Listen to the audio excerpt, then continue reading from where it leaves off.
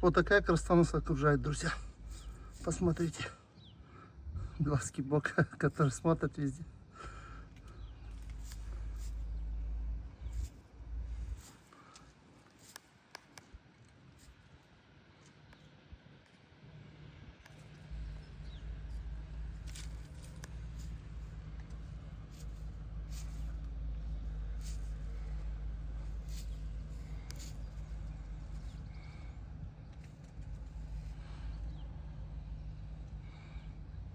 Вот такая красота.